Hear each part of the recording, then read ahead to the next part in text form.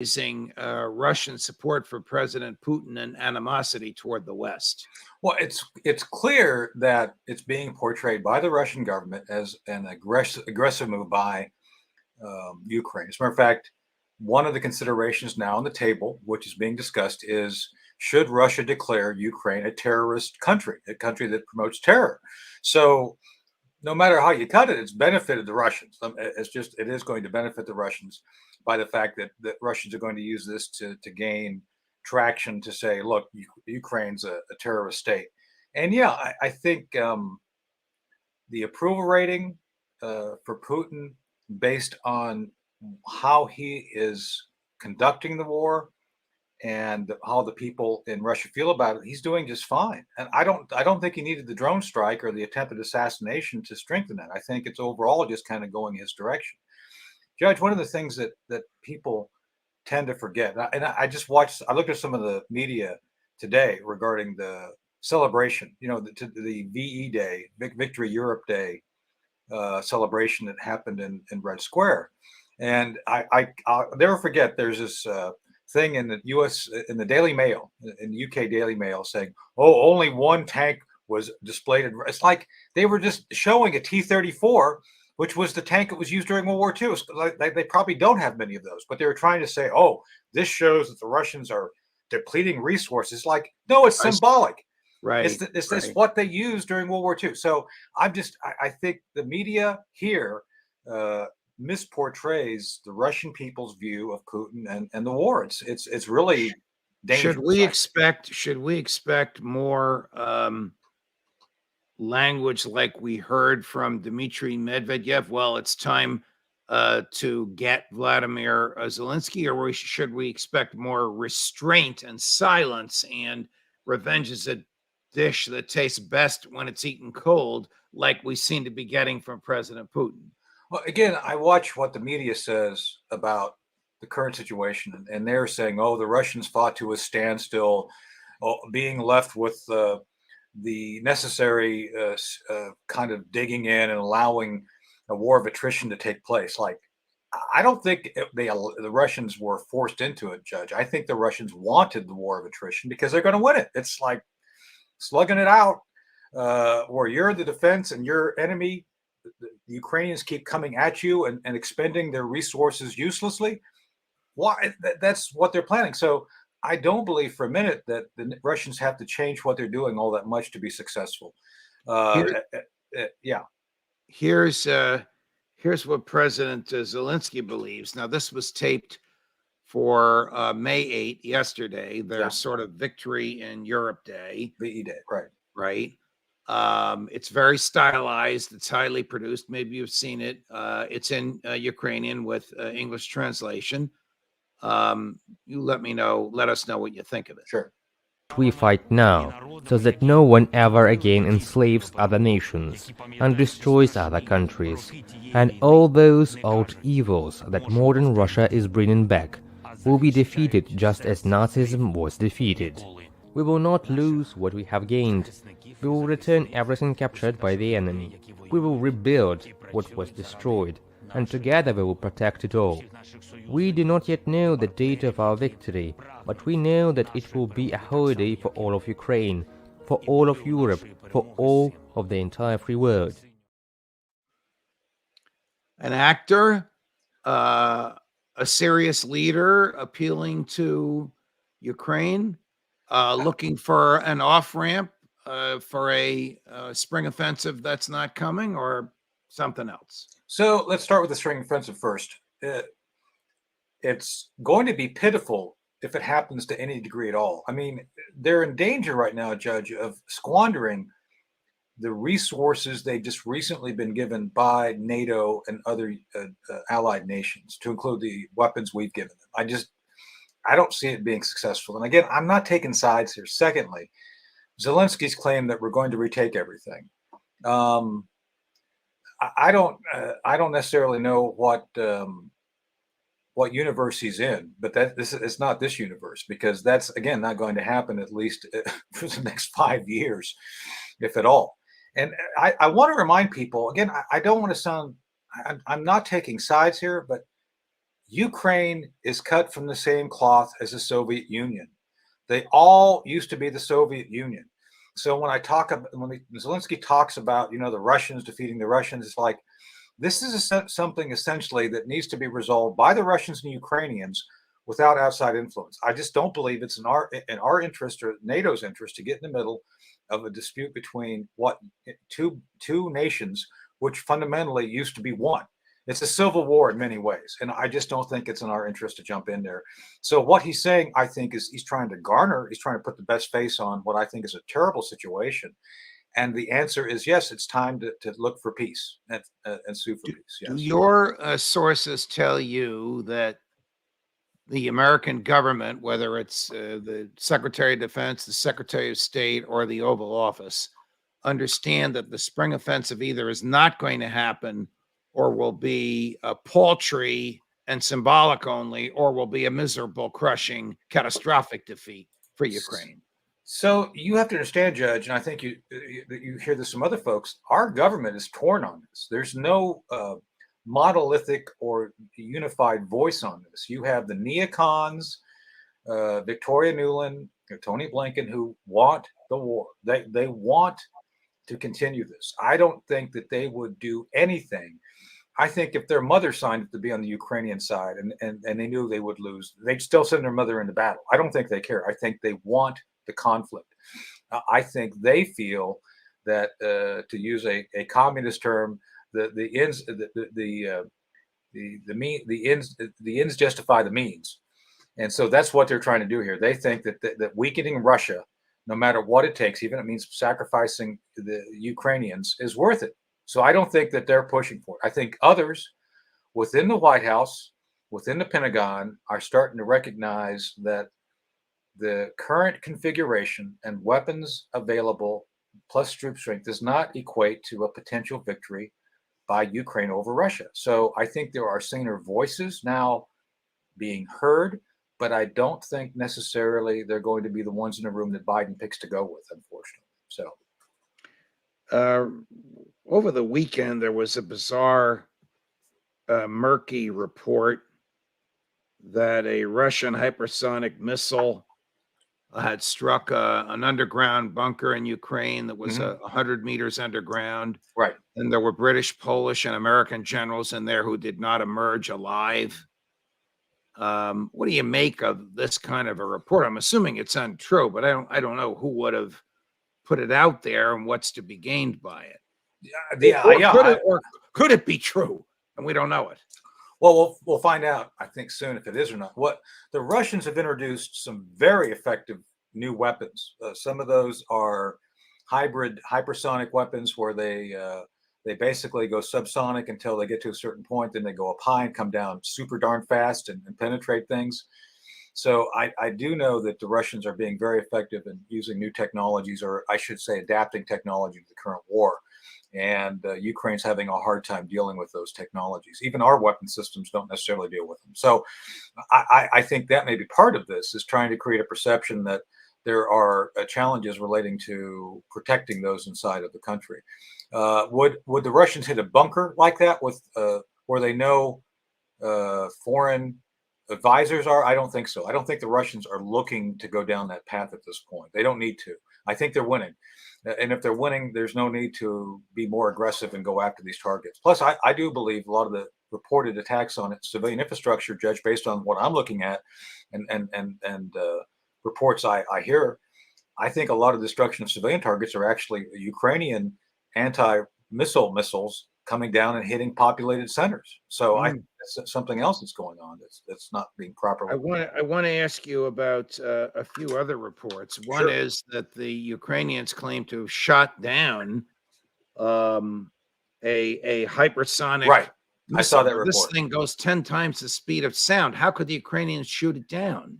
So yeah, I think it's supposedly with a Patriot, and I'm skeptical because, again, the folks I've talked to several folks who helped design the Patriot and recognize how it works.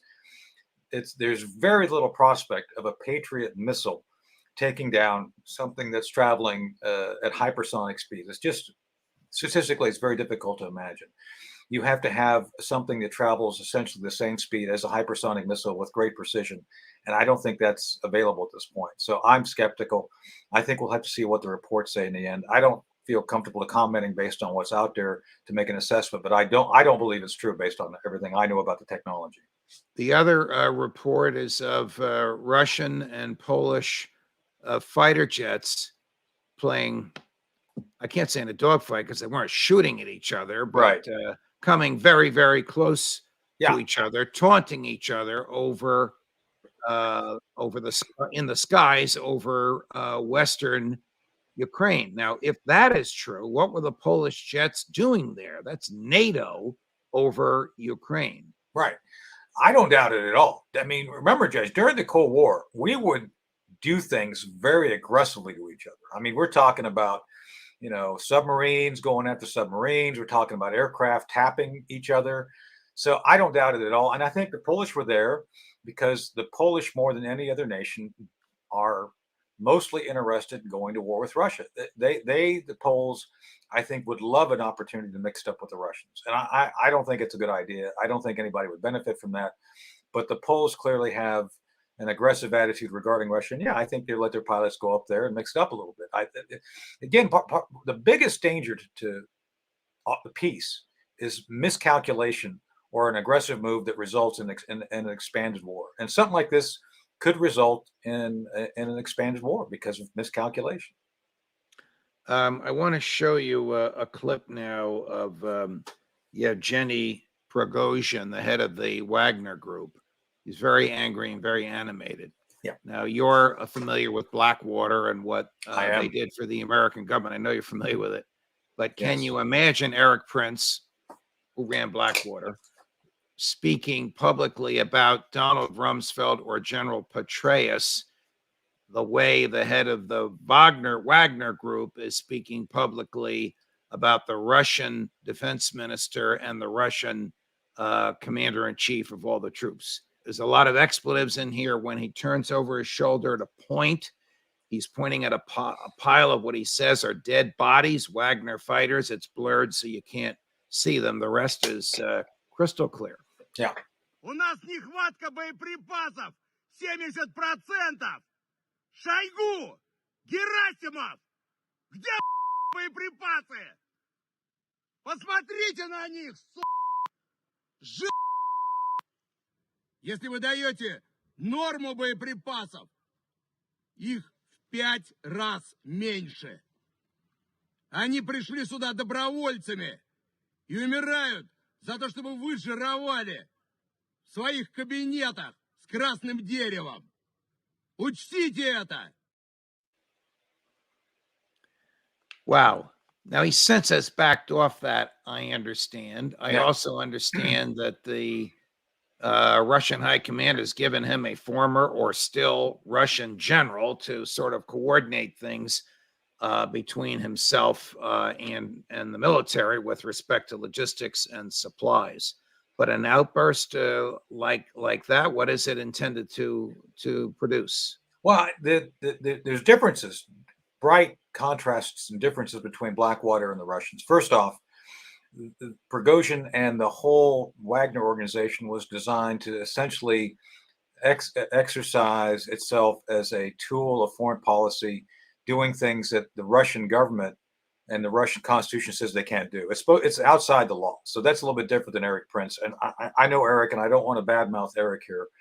I think Eric did things that he thought was completely legal and ethical that were on the periphery. Remember, and Wagner's the main water, never going to be thing in declaring victory. So there's another bright difference.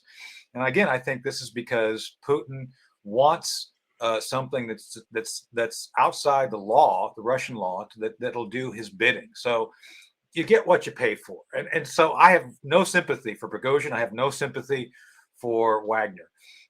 It's a volunteer organization. He's just pointed out, it's like, okay, you volunteered and you're dead. I'm sorry. I have no sympathy. And if this is going to be a military operation, then it needs to be a military operation, and you run it as such. So this is where, as much as, again, I don't like taking sides on either side, this is kind of stupid.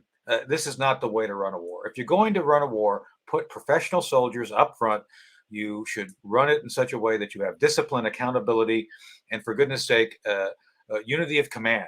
That's part of the problem here. As a guy that's been unity of command is not the strong suit of the Russians right now. So the Russians continue to make. Okay, so when Blackwater worked for the U.S. government, were American generals and colonels like you in uniform commanding Blackwater, even though they were civilians? No, we were not. As a matter of fact, if you read, we've talked about Darkheart before. I actually, in Afghanistan, we would come up and bump into these guys because they were under CIA's command and control. They would actually work in parallel to our Green Beret Special Forces guys. As a matter of fact, I had to handle two Blackwater KIAs.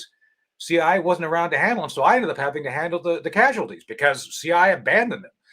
Trust me, it's not a KIA is killed in action. Killed in action, yeah. Two of the Blackwater guys were killed in action. I think it was Coast. I have to go back and look, but there's nobody there. Literally, the bodies show up in the middle of the night at Bagram. CIA is not there to deal with it, so I have to do the entire grades registration thing and everything else because CIA abandoned them. So I'm just saying, as much as I'm unsympathetic to this issue, I mean, I understand how these guys volunteered to go do things, but Judge, again, Blackwater was never our main effort to go defeat the enemy. They were on the periphery doing special operations type things. Okay. So Prigozhin in this issue, I'm completely unsympathetic, and I don't think it's the best way to run a war. Does Prigozhin operate on his own, or do Russian generals tell him where to move his people? No, I think he reports to Putin, and the generals are probably afraid to deal with him. I think the whole logistics thing is the generals getting back at him for being resentful of his methodology and direct work for Putin. He has a direct line to Putin. So whatever happens, it's on Putin's shoulders as far as I'm concerned. So switching gears to another area of which you are a student, which is the intersection of politics and intelligence. Over the weekend, RFK Jr., famously now challenging Joe Biden for the Democratic nomination for president, gave an interview in which he said publicly what people have been whispering for a couple of generations, that the CIA killed his father and his uncle. Has that type of talk ever been common amongst the younger generation of intelligence agents who were obviously not in the intelligence community in 1963? From high school on, Judge, I was instructed to think critically. And even in high school, Professor Dombrowski read to us a great deal of details, and I've studied it since then. And there's peculiarities that the Warren Commission refused to actually examine.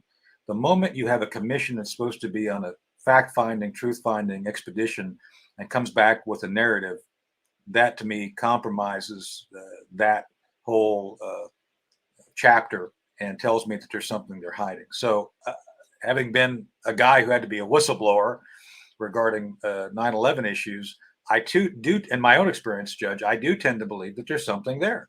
Now, is everything that he's saying correct? I don't know. But to me, the fact that it was never adequately explained or resolved regarding the circumstance and the lone gunman and all the other shots that can't be explained, there may be something there. And remember, during that time, just like they went after Trump, I think JFK was going to do some things against the intelligence community and against the Pentagon that the permanent bureaucracy didn't like. So would they be willing to go that far to participate or direct an assassination? It's very possible. I still think Oswald was a dupe. I think if you go back and watch Oswald and when he's in front of the media, he looks bewildered about why he's there. Was he part of it? I think he was part of it. I just don't think he thought he was the guy to pull the trigger. So I think there's things that need to be looked at still. I'm very skeptical. I don't believe the official narrative, if that's what you're asking. And why are the JFK files still secret, still sealed, even though Congress ordered them opened? I know. You have to ask yourself. I mean, you're a judge. You've had to deal with issues relating to records which need to be opened or not opened or sealed. I don't get it. And again, this is part of our system at this point, Judge, where there are deep, dark secrets, some of which I still know, others know, that the government refuses to give up, and it's just shameful that we live in a system that is so Stalinist in so many ways still. Tony Shaffer, always a pleasure, no matter what we're talking about. Thank you very much for joining us. Thank you, sir. If you like what you saw, tell your friends to like us. And if you haven't subscribed, like us yourself and subscribe. More as we get it. Verdict in the Trump rape case might be coming today. You'll hear it here. Judge Napolitano for Judging Freedom.